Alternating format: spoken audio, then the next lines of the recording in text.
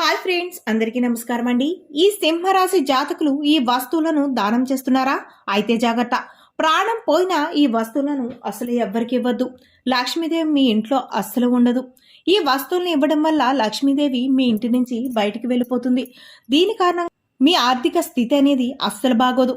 అయితే ఈ సింహరాశి వారు ఏ వస్తువుల్ని అస్సలు ఎవరికి ఇవ్వకూడదు, అలాగే సింహరాశి వారి గోచార ఫలితాలు ఏ విధంగా ఉండబోతున్నాయి తదితర పూర్తి వివరాలను ఈ వీడియోలో తెలుసుకుందాం. వీడియో నచ్చినట్లయితే కనుక లైక్ చేయండి. మీ లైక్ మాకు ఎంతో సపోర్ట్ మరియు ఎంకరేజింగ్ గానే ఉంటుంది. సింహరాశి అనేది రాశి చక్రంలో 5వ రాశి. ఈ రాశికి అధిపతి సూర్యుడు. అయితే దాన ధర్మాలకు ఎంతో ప్రాధాన్యత ఉంది. దానం చేయడం వల్ల మన జాతకంలో గ్రహాల ప్రభావం తగ్గుతుంది. దీంతో సమస్యల నుండి మనకు చక్కటి ఉపశమనం కలుగుతుంది.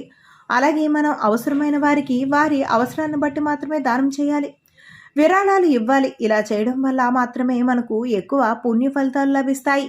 అలాగే దానం చేసేటప్పుడు నిస్వార్థంగా ఆనందంగా దానం చేయాలి. దుఃఖంతో ద్వేషంతో చేసే దానాలకు ఎటువంటి ఫలితం ఉండదు. ఏది ఏమైనప్పటికీ జ్యోతిష శాస్త్రం ప్రకారం ఈ సింహరాశి జాతకులు కొన్ని వస్తువులను ఎప్పుడు కూడా దానం చేయకూడదు. వీటిని దానం చేయడం వల్ల మనం పుణ్యానికి బదులుగా పాపాన్ని మూట కట్టుకోవాల్సి వస్తుంది. అలాగే భగవంతుడు కోపానికి కూడా గురి కావాల్సి వస్తుంది. అయితే ఈ సింహరాశి జాతకులు దానం చేయకూడని వస్తువుల గురించి ఇప్పుడు మనం ఈ వీడియోలో తెలుసుకుందాం.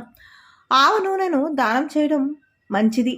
చాలామంది ఆవ నూనెను దానం చేస్తూ ఉంటారు. అయితే కొందరు వాడిన ఆవ నూనెను కూడా దానం చేస్తూ ఉంటారు.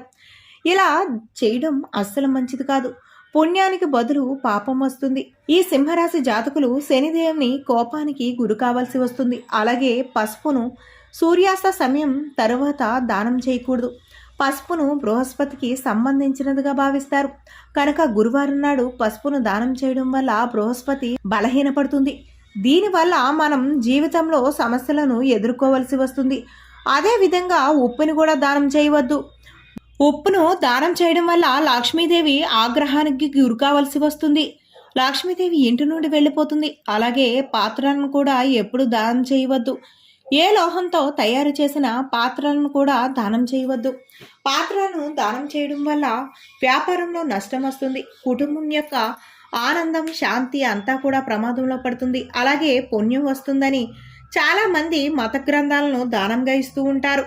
మత గ్రంథాలను దానం చేసేటప్పుడు పాత వాటిని, చిరిగిన వాటిని దానం చేయకూడదని గుర్తుంచుకోవాలి. చిరిగిన మత గ్రంథాలను దానం చేయడం వల్ల ఇంట్లోకి దురదృష్టం వస్తుంది. అయితే ఈ సింహరాశి జాతకులు ఈ జాగ్రత్తలను పాటించి లక్ష్మీదేవి ఆగ్రహానికి గురి కాకుండా ఉండండి. ఓకే, ఇది ఫ్రెండ్స్. ఈ వీడియో నచ్చినట్లయితే లైక్ చేయండి. అలాగే ఇలాంటి మరిన్ని వీడియోస్ మా ఛానల్ నుండి మీరు చూడాలి అనుకుంటే మా ఛానల్ని ఇప్పుడే సబ్స్క్రైబ్ చేసుకుని పక్కనే ఉన్న బెల్ సింబల్లో ఆల్ మీద క్లిక్ చేసేయడం ద్వారా మేము పెట్టే అన్ని వీడియోస్ని మిస్ కాకుండా చూడవచ్చు. Thank you.